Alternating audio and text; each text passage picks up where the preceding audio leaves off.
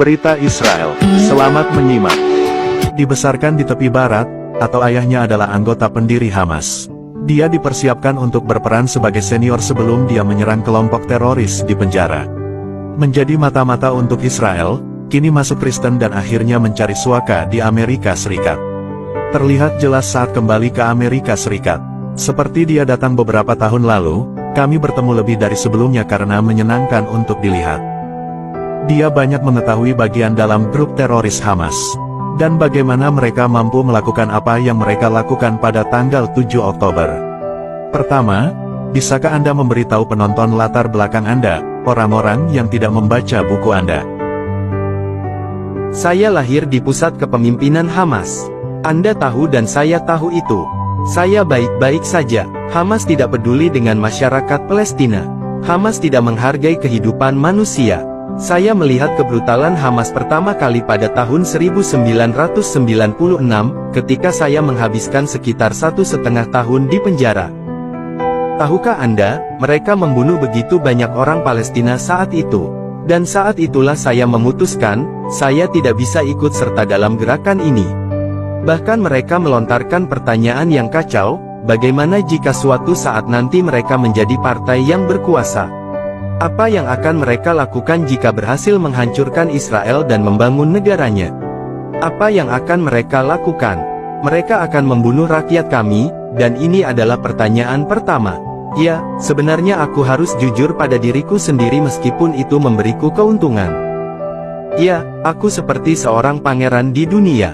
Namun, saya tidak menyukai mereka. Apakah Anda tahu, bahkan saya menentang darah atau ayah saya sendiri. Apakah Anda tahu, karena ini seberapa besar saya tidak menyukai Hamas? 25 tahun kemudian, Hamas adalah penguasa Gaza. Kita lihat apa yang tidak mampu mereka lakukan. Kami melihat apa yang terjadi pada tanggal 7 Oktober. Kami melihat apa yang mereka lakukan terhadap korban Holocaust. Kini, Hamas membunuh lebih dari 200 sandera bayi di tempat tidur. Kita melihat kengerian dari Hamas. Sekarang mereka telah mundur kembali ke Gaza dan sebelum serangan besar-besaran akan terjadi. Apakah Anda akan merekomendasikan Israel melakukan hal ini? Dan siapa yang akan mereka temukan ketika mereka masuk? Oke, pertama-tama kita perlu mengevakuasi warga sipil sebanyak yang kita bisa. Anda tahu ini adalah perang yang buruk. Dan Israel tidak memulainya, Hamas yang memulai. Kita perlu mendorong warga sipil untuk pergi ke Mesir, perempuan dan anak-anak. Pria berusia di atas 50 tahun. Hal-hal ini perlu dilakukan.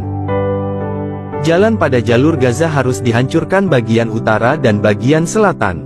Dua bagian. Bagian utara inilah tempat terowongan besar berada. Kita perlu melakukan pengepungan yang solid, cukup lama untuk menghabisi musuh, dan menghancurkan mereka.